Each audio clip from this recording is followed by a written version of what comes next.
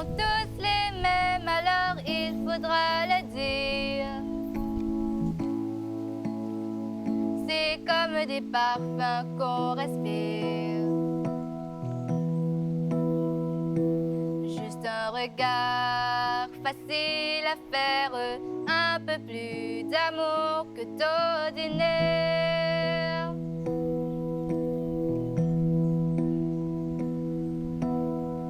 Puisqu'on vit dans la même lumière, même s'il y a des couleurs qu'ils préfèrent, nous on voudrait la dire. C'est comme des parfums qu'on respire. Juste un regard facile à faire, un peu plus d'amour que d'ordinaire.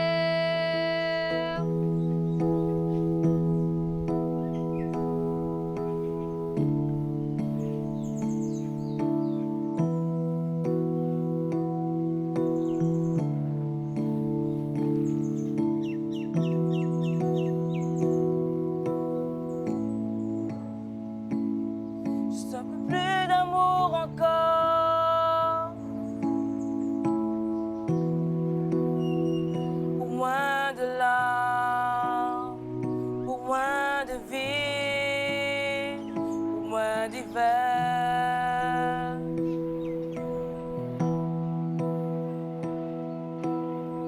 Puisqu'on vit dans les creux de rêve, avant que la main ne touche nos lèvres, nous on voudrait le dire. Les mots qu'on reçoit, c'est comme des parfums qu'on respire. Il faudra le dire. Facile à faire, un peu plus d'amour que d'ordinaire.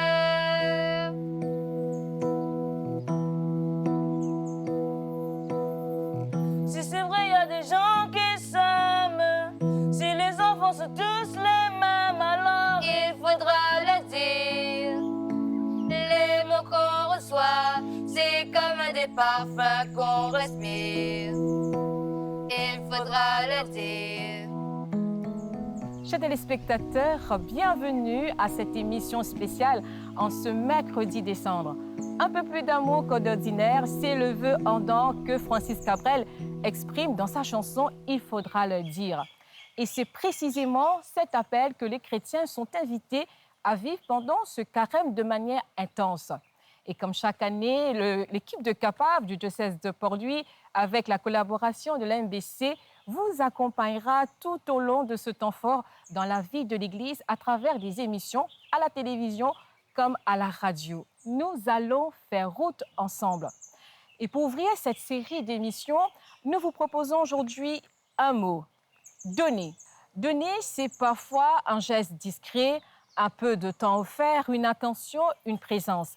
Et durant le carême, l'Église met un accent particulier sur le monde. Et durant notre émission qui a pour thème ce que le cœur donne, eh bien, nous vous invitons à poser un nouveau regard sur le don. Non seulement sur ce que nous donnons, mais sur ce que nous recevons aussi. Le Père Patrick Polidor nous aidera à mieux comprendre cet appel de l'Église et nous vous inviterons aussi à écouter le témoignage de Véronique Cowing, une des volontaires de la maison franciscaine à Rosiers, qui va nous partager son parcours à travers, bien sûr, du bénévolat. Et nous vous proposerons aussi le témoignage de Véronique Cowing, un de ces belles histoires autour du don vécu dans la simplicité, la bienveillance et l'humilité. Bienvenue dans ce que le cœur donne. Et voici une belle parole de Mère Teresa pour nous éclairer dans notre réflexion.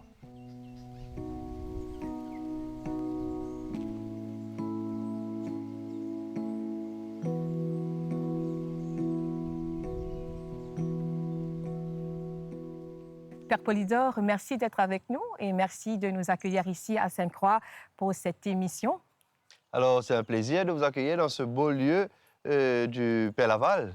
Alors, vous êtes prêtre de la congrégation du Saint-Esprit et vous êtes actuellement vicaire au sein de cette paroisse. Alors, dans sa deuxième lettre aux Colossiens, Saint Paul nous dit que Dieu aime celui qui donne joyeusement.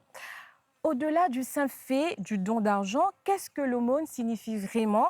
la tradition de l'Église. Qu'est-ce que l'Église demande, au fait, précisément aux catholiques pendant le carême au sujet de l'aumône? Alors, je crois qu'il faut revenir à la source même de ce qu'est l'aumône. L'aumône, c'est surtout se décentraliser de soi-même et faire du bien aux autres. Hein. C'est ce regard tourné vers les autres, c'est être présent dans les différentes situations, là où on a besoin de nous, finalement. Et si on veut vraiment avoir une bonne interprétation de ce qu'est l'aumône, il nous faut revenir un peu à l'Ancien Testament, notamment avec les prophètes. Et si vous relisez le livre du prophète Isaïe, il nous est dit clairement qu'il y a 3 catégories de personnes qui, véritablement, ont besoin de nous. Donc, principalement les veuves, les orphelins et les étrangers. Oui. Donc, il faut remettre ça dans le contexte, bien sûr, de l'époque. Et c'est une catégorie de personnes qui, finalement, sont les plus démunies parce que les veuves, dans la tradition, n'ont pas de mari et se retrouvent sans soutien matériel, sans protection. Les orphelins n'ont pas de parents et les étrangers sont souvent dans une terre étrangère, donc sans famille, sans lien parental, sans protection, qui se retrouvent un peu démunis. Et donc, cette bonne catégorie du monde-là, c'est ceux vers lesquels le Seigneur dit à nous comme ça, nous besoin un regard, comment dire, un peu compatissant, attentif à leurs besoins. Et donc, l'aumône, c'est vraiment prendre soin de l'autre. Nous, dans les mondes, vous d'accord avec moi, marqués par l'individualisme, par une faute d'inégalité, par une pauvreté grandissante, quelle manière nous capables, du coup, redonne le vrai sens à l'aumône? Est-ce qu'ils ont dit nous capables pas de l'aumône sans qu'ils nous évoquent la justice sociale? Alors là, tout de suite, moi, j'ai envie de faire une distinction. Oui. Il y a ce qu'on appelle un besoin d'urgence. Quelqu'un qui a faim, là, nous pas capable, comment dire, attendre quand nous pouvons faire la justice sociale. Là, il a besoin de manger. Et ça, on doit l'aider tout de suite. Hein? Quelqu'un qui est affamé, quelqu'un qui a besoin d'une aide d'urgence, là, nous besoin prête main forte, nous besoin venir à son secours, j'allais dire de manière un peu immédiate, pressante. Mais en même temps, l'aumône ne signifie pas, comment dire, enferme les personnes dans un assistanat. Ce n'est pas ça non plus. Hein? Il y a ce qu'on appelle un soutien progressif. On accompagne la personne. Il y a une aide d'urgence qu'on peut apporter, mais en même temps, on accompagne la personne vers une certaine libération pour qu'il puisse se prendre en main. Hein? C'est ça le but, au fait. Hein? Mais en même temps, faire cette distinction-là, je crois que c'est nécessaire. Parce que souvent, nous sommes un peu, comment dire, nous pas trop connaître, mais est-ce qu'il a nous besoin d'aider, nous pas besoin de donner un petit argent, Oui. nous besoin de donner une petite charité, est-ce qu'il n'a pas bien bise nous? Ça, c'est un discernement que chaque personne devrait être capable de faire. Mais en même temps, pour reprendre ce par quoi nous avons commencé, l'aumône, c'est profondément se décentrer de soi-même. Nous vivons dans un monde, comment dire, très matérialiste, où le consumérisme prend de l'ampleur. Nous voyons cela avec les achats en ligne à outrance, les gens qui achètent vraiment parfois sans réfléchir. Et c'est un appel, durant ce temps de carême, précisément à se décentrer de soi, hein, et porter son regard un peu vers les autres. Et comme j'ai envie de dire aussi à nos téléspectateurs, c'est nous faire un constat de tout ce que nous avons dans nos maisons, dans nos armoires, dans nos cuisines. Un simple fait, nous ouvrons nos frigidaires, nous ramassons un petit bol, nous disons peut-être ça peut servir demain. Demain, nous cueillons d'autres affaires, nous ramassons un petit bol. Et à la fin de la semaine, nos frigidaires remplis avec petits bols qui nous-mêmes pas connaissons qui pour faire, et puis nous prenons tout nous jeter. Ouais. Hein? Alors, comme si c'est une invitation à faire attention à ce qu'on dépense soi-même, à ne pas tomber dans l'exagération, et en même temps, ce que peut-être nous avons ramassé, ça peut aider à faire du bien pour les autres. Au début de l'émission, je disais qu'il y avait de belles histoires de dons vécus autour de l'aumône. Je propose, Père, et à vous, chers téléspectateurs, de regarder, d'écouter Véronique, qui fait partie des bénévoles à la Maison des Franciscains à Rosille pour le projet Pain de la Fratrie. Je suis arrivée au Pain de la Fratrie chez les frères franciscains grâce au frère Krishna qui m'a accueillie. dans une période personnelle un peu difficile. Donc, il m'a beaucoup guidée, supportée. Il m'a aidé aussi à réveiller ma foi et dans le même temps, c'était devenu naturel. C'est devenu naturel de s'engager. Je n'avais pas tant que ça, donc j'ai voulu donner parce que ça me faisait d'abord plaisir et que c'est dans la nature chrétienne. Ouais, et surtout d'aider les plus démunis que soi. Le pain de la fratrie tourne autour de la fraternité franciscaine à Rosil, autour de frères Krishna et des frères franciscains et aussi des bénévoles, des laïcs. Les bénéficiaires sont les familles du quartier, mais d'autres familles aux alentours aussi, qui sont démunies, qui ont du mal à joindre les deux bouts. Et Frère Krishna met en place un système de dons, mais en retour, il demande à ce que les familles s'investissent. Par exemple, s'ils ont des dettes, ils s'engagent à repayer leurs dettes. Donc, on ne met pas l'emphase sur la charité ni cette charité gratuite, mais on responsabilise les familles. Et les enfants aussi, à travers l'éducation, on donne des cours particuliers aux enfants, de rattrapage aussi. Le frère Krishna a voulu que je travaille avec lui en tant que pédagogue, mais pour moi c'est un grand mot. Mais je suis là comme support pour les guider au niveau des leçons, l'accompagnement pour le français et l'anglais, mais nous accompagnons aussi pour toutes les matières, au primaire, du grade 1 au grade 6. Pour les mathématiques, sciences géo, etc. Une anecdote, une petite fille qu'on voit tous les matins, tous les après-midi et parfois même le soir. Et la récompense, la satisfaction, je voudrais dire, c'est que elle veut revenir chaque fois. Pas simplement pour la nourriture, mais pour notre présence, je pense. Parce qu'à chaque fois, ce sont des câlins, ce sont des cours particuliers, c'est des petites attentions. Et ils reçoivent une structure qu'ils n'ont jamais eue peut-être dans leur famille. Ouais. Une guidance et ça vient tout naturellement. De ma part, pour moi, c'est naturel de donner de mon temps, de donner un peu d'affection et oui. Et Saint François d'Assise, c'est le saint patron des animaux et des pauvres. Et je pense que je vais un petit peu dans sa mission et c'est ce que je souhaite. Avec les enfants dont je m'occupe, j'ai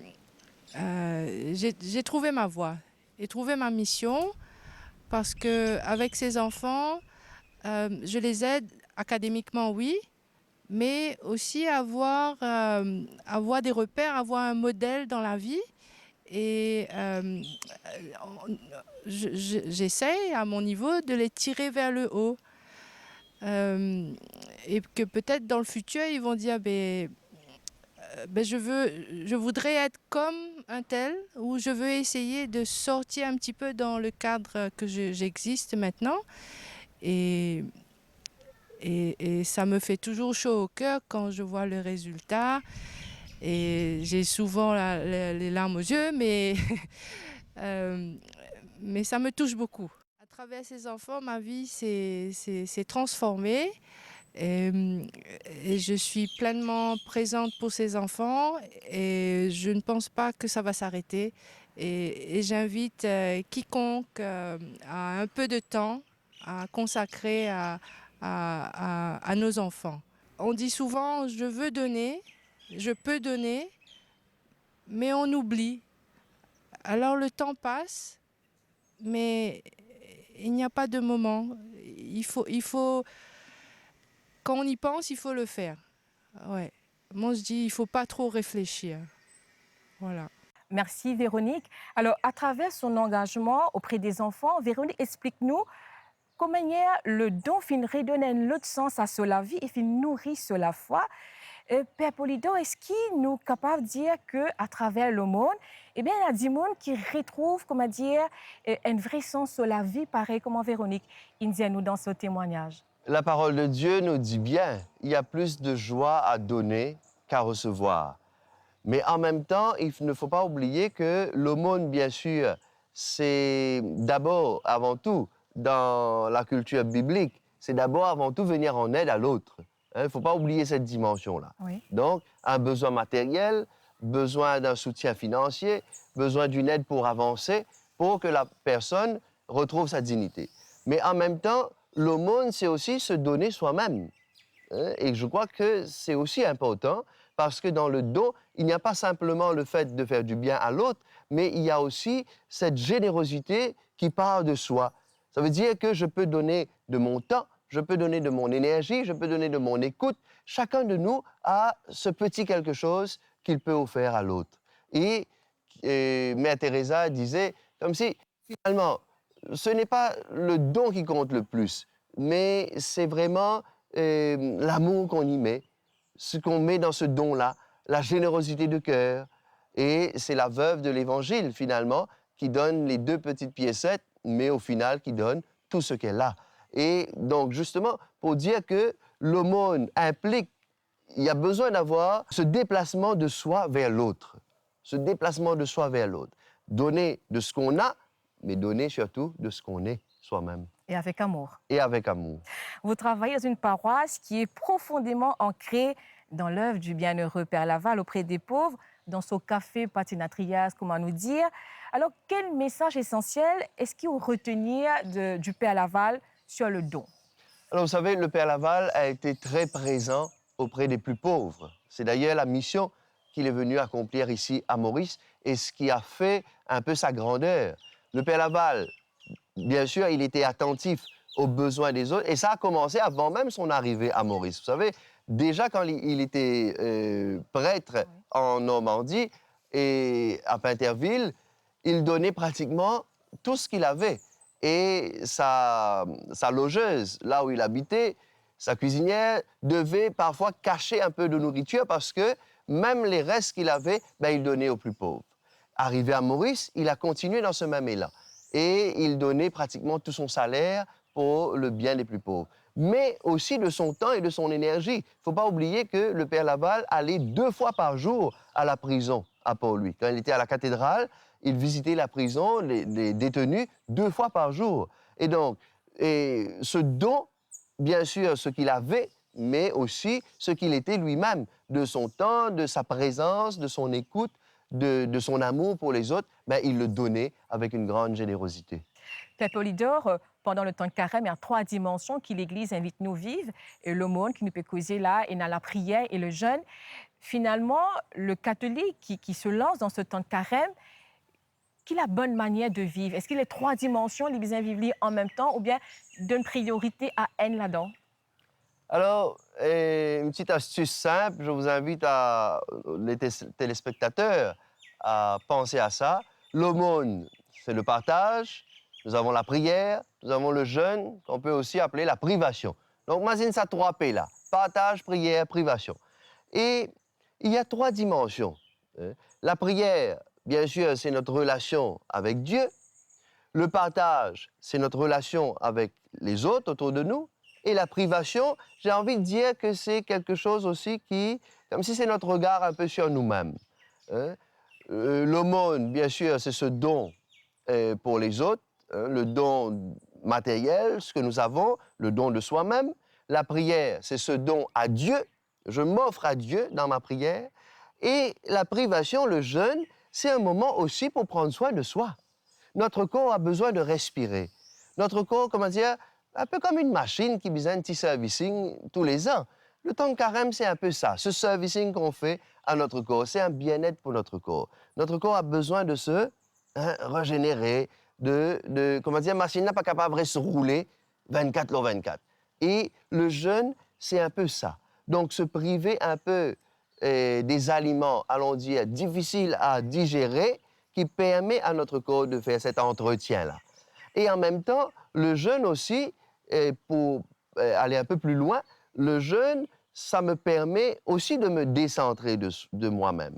Hein. De me décentrer de moi-même, ça veut dire qu'un exemple bien simple, nous parlons de comment aider les autres, tout ça. Ben, je peux décider, si j'ai l'habitude de fumer, je dis pendant ces 40 jours, ben, je vais me priver de la cigarette et je peux économiser cet argent pour faire du bien aux autres. Et cela peut être ainsi dans différents domaines de notre vie. Et aujourd'hui, nous parlons aussi d'un jeûne un peu plus large. Hein, se priver des paroles mauvaises, des mauvaises pensées, de ce qu'on peut dire de mauvais sur les autres, se priver de la colère, de la rancune. C'est tout ça aussi qui rentre en jeu. Mais en même temps, il ne faut pas oublier le fondamental. Il ne faut pas oublier le fondamental, c'est-à-dire je crois que c'est important comme si de ne pas être replié sur soi-même. Le carême nous invite à cette ouverture, sortir de soi pour rejoindre Dieu, pour rejoindre nos frères et sœurs et pour mieux se retrouver soi-même. Donc, c'est prendre soin de notre relation avec Dieu, de revoir notre relation avec nous-mêmes et aussi de soigner cette relation avec les autres. C'est ça. Vous êtes vous-même très pris au sein de la paroisse. Quelle manière vous pouvez vivre ce temps de carême, Père Polydore? Bien sûr, avec les fidèles, avec les paroissiens. Hein. On fait partie de ce peuple de Dieu. Et il ne faut pas oublier que nous vivons dans un monde où nous connaissons beaucoup de difficultés, beaucoup de défis avec la cherté de la vie, les gens qui peinent à joindre les deux bouts. Et en même temps, ce que nous pouvons aussi remarquer, c'est cette grande générosité de cœur des paroissiens, des fidèles. Surtout, nous allons le voir durant ce temps de carême. Comme s'il n'y a pas de petits dons. Hein. Les gens donnent vraiment ce qu'ils ont et ce qu'ils sont, j'aime bien dire ça, et en même temps avec une grande générosité de cœur et vivre ce temps-là avec eux, faire un chemin et peut-être faire prendre conscience aussi qu'au-delà du carême, on ne s'arrête pas avec le carême. Le carême, c'est vraiment comme si pour nous mettre en route, hein, pour aller moteur. Mais en même temps, ce chemin-là doit continuer, même au-delà du carême, et inviter, proposer aux personnes de vivre ce geste de générosité. Alors, pour terminer cet entretien, quel premier pas simple, on commence d'y aller, que nous capables de conseiller à un monde qui a envie justement de vivre vraiment cette dimension du carême qui est l'aumône? Je sais que dans beaucoup de paroisses, cela se fait, et chez nous aussi, ça va se faire. Durant le temps de carême, on s'associe avec Caritas. Oui. Caritas, qui est une organisation qui vient en aide aux plus pauvres, aux plus démunis. Et c'est l'occasion pour inviter les fidèles à apporter un don, souvent une denrée alimentaire. Et cela va être utilisé à la fin du temps de carême pour être redistribué aux familles les plus nécessiteuses de nos paroisses. Donc, on peut commencer à travers ce petit geste, un petit paquet macaroni, un petit sachet de thé, que les gens peuvent déposer à l'église. Et bien sûr, ceux qui ont la responsabilité feront le nécessaire pour identifier les familles les plus nécessiteuses et apporter un sourire à ces familles pour la Pâque. Et en sus de cela, apporter bien sûr ce qu'on est soi-même, c'est-à-dire offrir une écoute, une attention, une présence auprès. On a tous des voisins, des personnes dans notre entourage qui ont besoin d'un soutien. Vous savez, souvent, ce que les pauvres ont le plus besoin, c'est de ce regard qui, comment dire, fait eux sentir qu'ils ont une tous une dignité. Ouais. Hein? Ce n'est pas simplement des personnes à qui on vient en aide, mais ce sont des personnes humaines à part entière, avec cette dignité et cette besoin, comment dire, qui nous fait sentir qu'ils sont aimés, ils sont enfants de Dieu. Peu importe les situations de la vie qui fait qu'ils se retrouvent dans telle ou telle situation, mais en même temps, notre devoir, c'est de leur montrer cet amour et ce respect pour ce qu'ils sont. Eh bien voilà, en tout cas, c'est sur ces belles paroles que prend fin cette émission. Merci, Père Polydore. Merci à vous. Éclairez-nous sur cette dimension du carême qui est l'aumône. Merci à vous, chers téléspectateurs, de nous avoir suivis. Bon temps de carême à vous.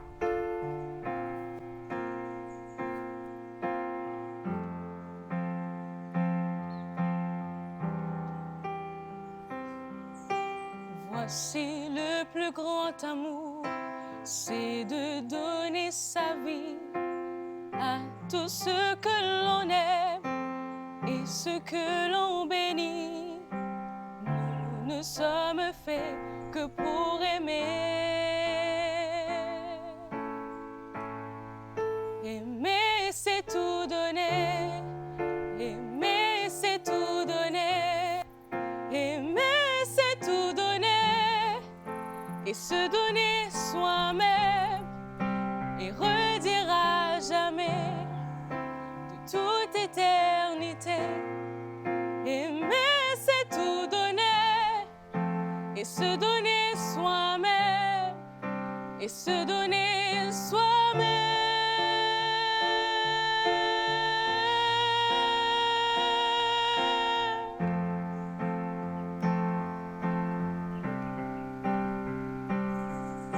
Sans amour, à quoi bon vivre et à quoi bon chanter? Sans amour, à quoi bon vivre et à quoi bon rêver? Nous ne sommes faits que pour aimer. Aimer, c'est tout donner. Aimer, c'est tout donner. Aimer, c'est tout donner. Et se donner soi-même et redire à jamais pour toute l'éternité. Aimer, c'est tout donner et se donner soi-même et se donner soi-même.